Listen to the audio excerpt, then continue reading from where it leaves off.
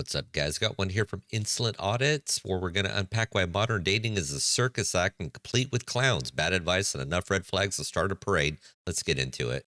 Finding a relationship after 30 is probably one of the best life hacks. Obviously, on paper, yeah, it'd be nice to find your partner in your 20s and build that life together while you're building your careers and following your dreams and all that stuff. But that's just not the reality for some people. Many of my close friends did not find their partners until their 30s, some of them even their 40s.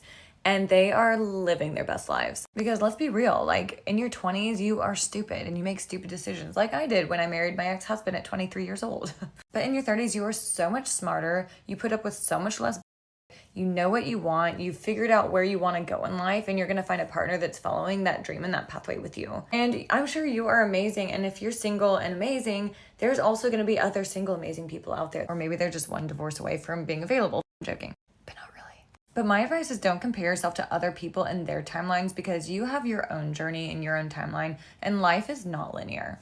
My advice, from what I've seen with a lot of my friends in their 30s and 40s dating, is continue to live your best life, be your best self, and the right person is going to follow along and want to join you for the ride. If you're still single in your 30s, it means you haven't settled for the wrong person, and that's a win in my book. So the life hack of waiting until your 30s to find a partner, that translates to I wasted my prime years making bad decisions and now I'm trying to justify it. And look, she admits she was stupid in her 20s, married at 23 and divorced, but instead of accountability, she peddles the idea that being smarter in your 30s is some kind of dating advantage. And newsflash, biology doesn't wait for self-discovery. By 30, your fertility and youth energy are on the decline, making you a harder sell in the dating market. And for men, this is a cautionary tale. Women in their 30s often come with baggage, whether it's exes, debt, unyielding standards. Her advice to live your best life just means delaying responsibility. And guys, focus on building your wealth and health instead. Women like this, they'll circle back when they realize you're winning. This is a question for single guys or just guys in general.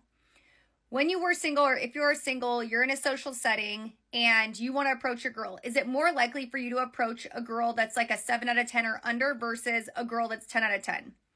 I say this all because I had a girlfriend that's like drop dead gorgeous, maybe an 11 out of 10, right? Like perfect body, amazing personality, beautiful. Guys would never talk to her. We would go out. Guys never gave her the time of day, would never approach her, never talk to her. I had other friends that were definitely under a 7, maybe under a 5. Constantly, guys sending over drinks, guys coming up and approaching them.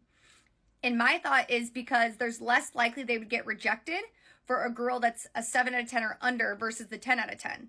They're afraid that if they approach the 10 out of 10, maybe she'll reject them or not give them the time of day, where they're not going to close the deal there. But if they go for a 7 out of 10 or a 5 out of 10, whatever, it's more likely that they're going to give them the attention. But really, the 10 out of 10 would have given them attention if they would have just approached with confidence, kindness, being a gentleman, and still been able to get her phone number or start the conversation, because she never got approached. She wasn't giving like the rusty face or anything like that.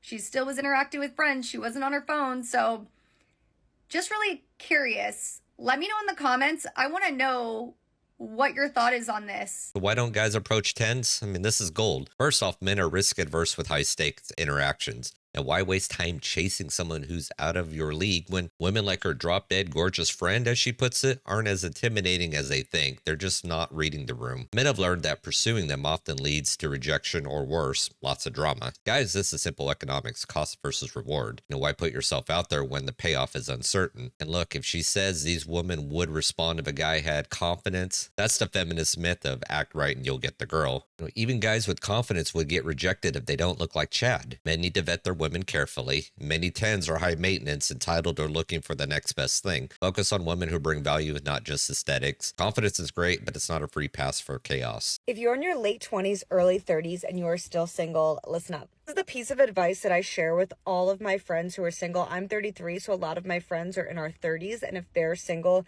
they feel like, what's wrong with me? I'm behind. Why can't I find someone? My clock is ticking, etc., etc. And I always look at them and I shake my head and I say, I think you're forgetting who you are. You could go date any guy, but you're not the girl who's just going to go date any guy. You have standards, you have dreams, you have visions that you want for your life. You bring so much to the table that you can't just go be with anyone that you just pluck off the street. And I think a lot of my friends look at themselves and like blame themselves when in reality, they just need a guy that's going to match them. And that's rare. It's rare on both sides. Like my friends are rare girls and the guys that they need are also rare guys. They can't just go be with anybody.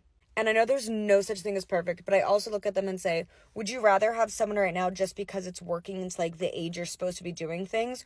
Or would you rather just keep living your life, having fun doing you, and when the perfect person comes along for you, then you have them? And most of them say the latter because that is what you want. So you're most likely a rare girl who deserves someone so special and you are so special, and that is why you're still single. So stop blaming yourself. Just keep doing you, and the right guy who really deserves you at the perfect time, who is right for you, who's right for your life, is going to come along. Don't get caught up in the age and the timeline. You're just ruining it for yourself and wasting, honestly, a lot of energy focused on it. So you're rare, that's why you're still single? Holy hell, this is the masterclass in self-delusion. I mean, instead of addressing why they can't find a man, these women slap a rare sticker on themselves like they're a collector's item. Men aren't avoiding them because of their rarity, it's because they come with unrealistic expectations. They want a unicorn, wealthy, handsome, ambitious, but they bring nothing exceptional to the table. Ladies, being single in your 30s isn't empowering, it's a signal to reassess your priorities. And meanwhile, men don't fall for this narrative. I value women don't sit around blaming timelines. They're proactive, supportive, cooperative. Most modern dating is about entitlement. So let these rare women enjoy their independence while you focus on building a life that attracts genuine, compatible partners. And remember, you're not rare if no one wants to claim you. What up, TikTok? My name is Kristen. I am 30 and I am single. And if you're anything like my mom, you probably want to know, why are you still single? Let's just cut with the basics. I've got a career. I have a dog. I work out every single day. I am fit, not bad looking. I golf, I hike, I enjoy sports. Pretty much like a lot of things that guys say that they want in a girl. I mean, I check some of it off at least. So why am I still single? It's a question I have also wondered myself. For the last 5 years, I have been through the ups and downs of the dating world. And now that I'm 30, I've decided I'm just gonna share my experiences with y'all because maybe it'll help someone, maybe it'll teach a guy what not to do, maybe it'll teach a girl to up her standards. Who knows? I've racked my brain trying to figure out which story I should tell first. But it's been pretty obvious because there's a fan favorite. Yes, I have told many a friend, many a family member this story. It is the story of Maybe Brad. Why is he called Maybe Brad? Well, his real name's Brad, but I don't save numbers in my phone, and he texted me, came up as Maybe Brad. Later on in the story, I screenshotted our conversation to share with friends, and it came up as Maybe Brad. So he is Maybe Brad. She's got the resume, career, fitness, hobbies, but here's the kicker is she's single and stumped. And why? I can tell you first and foremost, she's a Flyers fan. And anybody that's been on the channel long enough knows I'm a Pens fan. Easy as that. But screw your Flyers. I mean, look, men don't date resumes, they date feminine energy and partnership potential. Her laundry list screams I'm the prize while ignoring that relationships require mutual effort. Men don't care about your hiking schedule or your dog mom title. They care about peace, loyalty, and compatibility. And she's been wondering why she's single for 5 years. Again, probably because you're a Flyers fan. I'm not going to let this go. Sorry. But her solution is sharing cringe dating stories online. I mean, guys, take note. Women like this see relationships as an afterthought, not a priority. She's more invested in being a TikTok storyteller than creating a meaningful connection. So don't be Maybe Brad. She'll turn you into content the moment you don't live up to her inflated standards. Let's hear her story about Brad as we continue. The fact that his real name is Brad will not surprise anyone when they hear this story. So Maybe Brad and I met online. I think it was Hinge. Turns out he lives in my building. Side note. Don't ever date someone who lives in your building.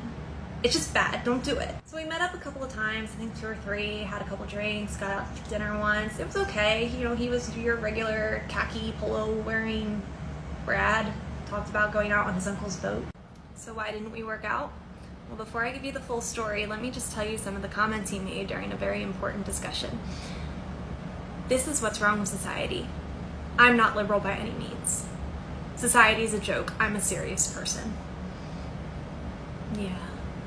Now, if you had to guess, what brought up these comments? Think about it. I'll give you a moment. If your guess is that I'm a dog mom, congrats, you got it.